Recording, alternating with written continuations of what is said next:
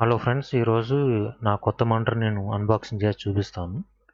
దీన్ని అమెజాన్లో ఆర్డర్ పెట్టాను. బ్రాండ్ వచ్చేసి AOC బ్రాండ్. మోడల్ వచ్చేసి G2590vxq.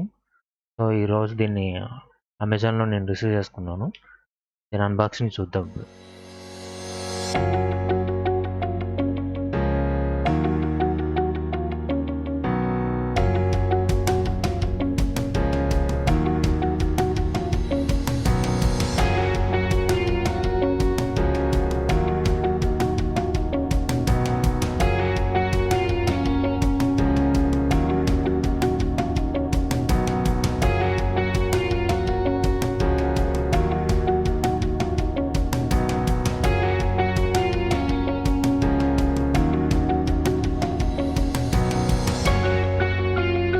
ప్యాకింగ్ అయితే అంత బాగుంది. ఇది వచ్చేసి మొత్తం మనకు మానిటర్తో వచ్చే బాక్స్ అనమాట. బ్రాండ్, దానికి వచ్చే మోడల్ నెంబరు, మోడ్స్ ఏమి ఉన్నాయో ఒక ఐకాన్స్ ఇచ్చాడు. మనకి టాప్లో వచ్చేసరికి సేమ్ అదే బ్రాండ్, మోడల్ నెంబరు, కింద వచ్చేసి ఐకాన్స్ అనమాట. అంటే దాంట్లో ఏం స్పెషాలిటీస్ ఏమున్నాయో ఐకాన్స్ అవి పెట్టాడు. అవి వచ్చేసి రెస్పాన్స్ టైం 1 ms ఉంటుంది, ఈజీ అసెంబుల్, గేమ్ మోడ్ అట్లాంటివి అన్నమాట. సో ఇది ఓపెన్ చేసి చూద్దాం ఇప్పుడు.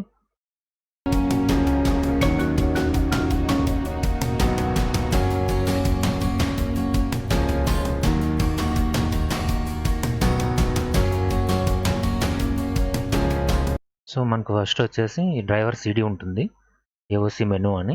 ఇది పక్కన పెట్టేద్దాం. నెక్స్ట్ వచ్చేసి VGA కేబుల్. ఇది దీన్ని ఓపెన్ చేసి చూద్దాం.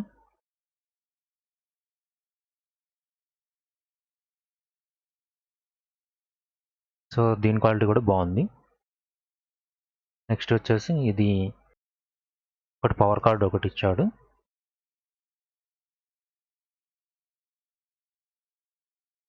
డిజిటల్ కేబుల్ ఒకటి ఇచ్చాడు.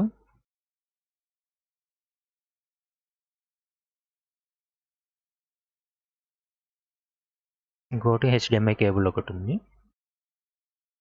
టోటల్గా మనకు వచ్చేసి 4 కేబుల్స్ ఉంటాయి అందులో. VGA ఒకటి, HDMI ఒకటి, డిజిటల్ ఒకటి, పవర్ కార్డ్ ఒకటి. ఈ 4 కేబుల్స్ అవన్నమాట. కేబుల్స్ క్వాలిటీ వచ్చేసి బాగానే ఉన్నాయి. క్వాలిటీ పరంగా అయితే ఏమీ చూసుకోక్కర్లేదు, చాలా బాగున్నాయి క్వాలిటీ.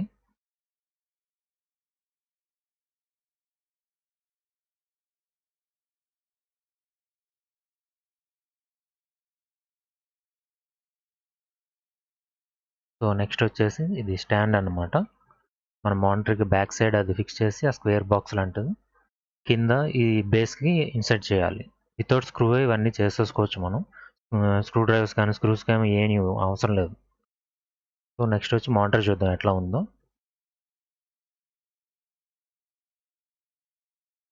సో మానిటర్ వచ్చేసి 24.5 inches, పెద్దగా ఉంటుంది కొంచెం.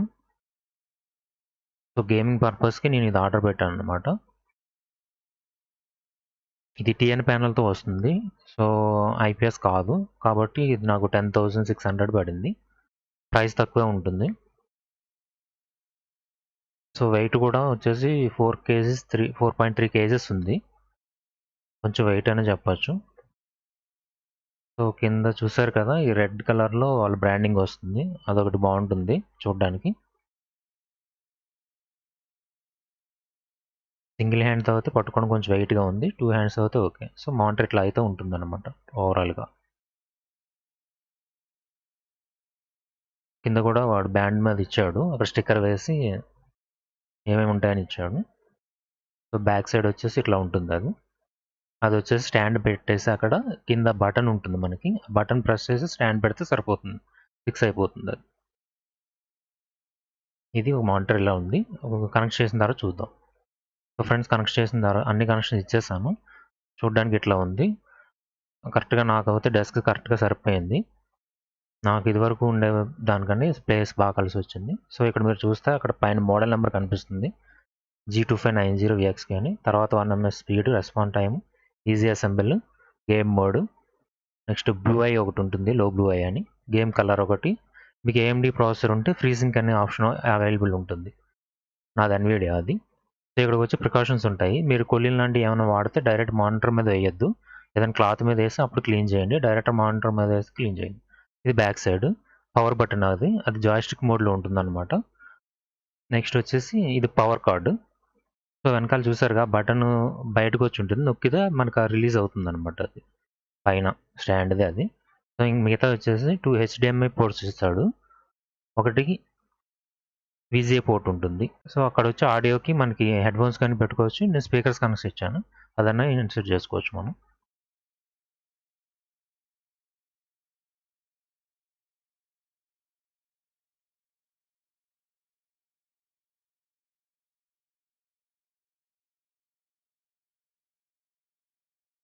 సో అక్కడ ఒక స్పీకర్ ఉంది, దీనికి స్పీకర్స్ ఇన్బిల్డ్ వస్తాయి అన్నమాట. కానీ చాలా తక్కువ పవర్ ఉంటుంది వాటికి, చాలా లోగా వస్తుంది అన్నమాట మనకి ఆడియో. పైన చూస్తే బ్రాండింగ్ వేసి దాని మీద స్టిక్కర్ వేశాడు. మనకి 4 సైడ్ కూడా బార్డర్ చాలా థిన్గా ఉంటుంది అనమాట. సో అంత ఇన్స్టాల్ చేసిన తర్వాత చూస్తే ఇట్లా ఉంది. చూడ్డానికి అయితే లుక్ బాగుంటుంది. టీఎన్ ప్యానల్ కాబట్టి డైరెక్ట్గా మన ఫేస్ కరెక్ట్గా స్ట్రైట్గా ఉంటేనే బాగుంటుంది. వ్యూ యాంగిల్స్ అంత పక్క వెళ్తే మీకు కలర్ తేడా కనిపిస్తుంది. సో ఇప్పుడు నేను మెనూ చూపిస్తాను, ఆ వెనక మా పవర్ బటన్ నొక్కితే వస్తుంది. సో ఇది మెనూ ఇలా ఉంటుంది. ల్యూమినెస్, ఇమేజ్ సెటప్, ఆ కింద వరకు మనం మార్చుకోవచ్చు. Colour setup, picture Boost, OSD setup. OSD setup అంటే ఈ బాక్స్ ఉంది కదా, ఈ బాక్స్ ఎక్కుదనమాట దానికి. ఆ లాంగ్వేజ్ మార్చుకోవచ్చు. టైమ్ అవుట్ ఎంతసేపు ఉండాలి, ఎంతసేపు వెళ్ళిపోవాలి అనే టైమ్ అవుట్ అది. నెక్స్ట్ ఆ బాక్స్ పొజిషన్. ఇది గేమింగ్కి ఎక్స్ట్రా సెట్టింగ్స్ అనమాట. మోడ్స్ ఉంటాయి, గేమింగ్ మోడ్స్ ఉంటాయి, చేంజ్ చేసుకోవచ్చు. FPS అని మనకి కస్టమ్గా కూడా చేసుకోవచ్చు. రేసింగ్కి గేమర్ 1, 2, 3 అని అంటే కస్టమ్ మోడ్స్ అనమాట, మనం మార్చుకుని సేవ్ చేసుకోవచ్చు అవి. సో ప్రజెంట్ FPSలో పెట్టాను నేను. పక్కన లో బ్లూ మోడ్ కూడా ఉంది, అది ఆన్ కూడా చేసుకోవచ్చు. ఇది వచ్చి ఎక్స్ట్రా అనమాట. ఇన్పుట్, మన ఇన్పుట్ HDMI ఇస్తున్నామా, VGA ఇస్తున్నామా అన్నది ఇక్కడ సెలెక్ట్ చేసుకోవాలి. లేదా ఆటో కాన్ఫిగరేషన్లో ఎస్ పెడితే అది ఆటో కాన్ఫిగరేషన్ అవుతుంది అనమాట. నేను ఇన్పుట్ సెలెక్ట్లో ఆటో పెట్టాను. సో HDMI పెట్టినా VGA పెట్టినా ఇన్పుట్ తీసుకుంటుంది అది. సో ఆటో కాన్ఫిగరేషన్ ఎస్ చేస్తాను, ఒకసారి చూడండి, అది లోడ్ అవుతున్నట్టు చూపిస్తుంది స్క్రీన్ మీద. సో అయిపోయింది ఆటో కాన్ఫిగరేషన్ అన్నది. సో మళ్ళీ మెనూలోకి వెళ్ళి చూద్దాం.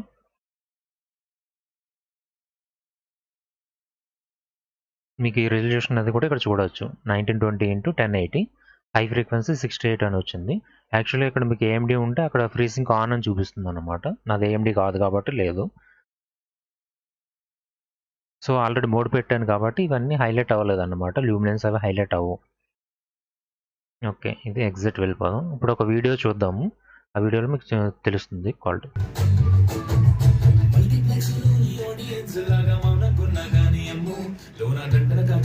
ఇది 4K వీడియో యూట్యూబ్లో నుంచి ప్లే చేస్తున్నాను నేను డైరెక్ట్గా. 4K వీడియో అయితే క్వాలిటీ ఇలా ఉంది మీకు.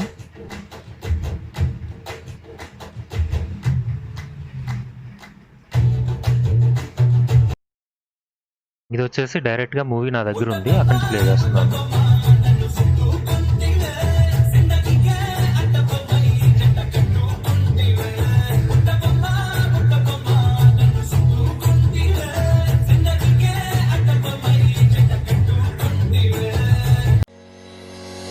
ఇది వచ్చేసి సోనీ వాళ్ళ 4K వీడియో ఉంటుంది కదా, దాన్ని యూట్యూబ్ నుంచి డైరెక్ట్గా ప్లే చేస్తున్నాను. ఒకసారి వీడియో క్వాలిటీ ఎలా ఉంటుందో మీరు కూడా చూడండి 4K వీడియోని.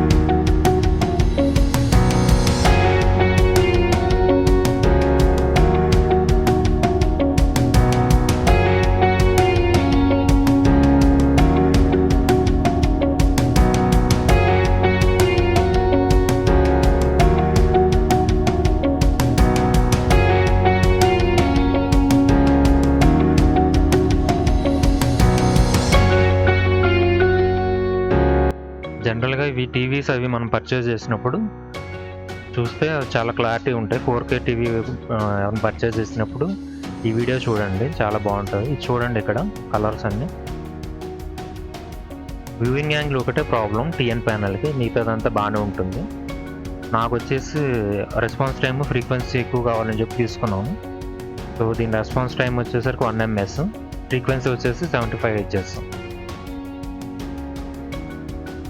ఆప్షన్లో చూసినప్పుడు 65 కనబడుతుంది. మీరు గేమింగ్ ఆడినప్పుడు అక్కడ రెజల్యూషన్ దగ్గర మీకు 75 Hz హైలైట్ చేసుకోవచ్చు అనమాట, సపోర్ట్ చేస్తుంది. నేను గేమింగ్ మీద కూడా ఒక వీడియో చేసి తర్వాత అప్లోడ్ చేస్తాను.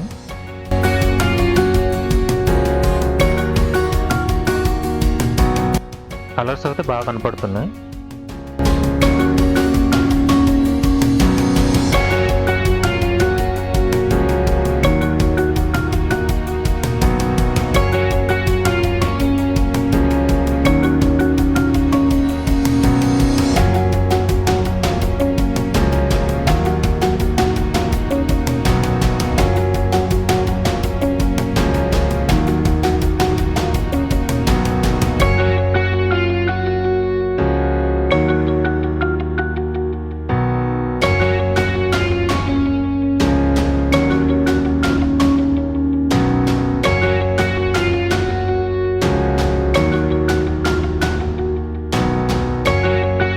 ఓవరాల్గా చూసుకుంటే అంతా బాగానే ఉంటుంది. ఒక వ్యూయింగ్ యాంగిల్ ఒకటే బాగుండదు.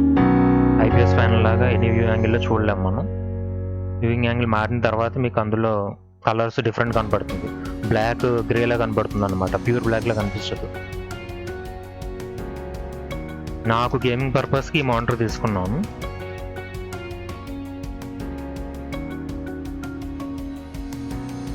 ఇది ఫ్రెండ్స్ ఓవరాల్గా ఇది నా రివ్యూ దీని మీద.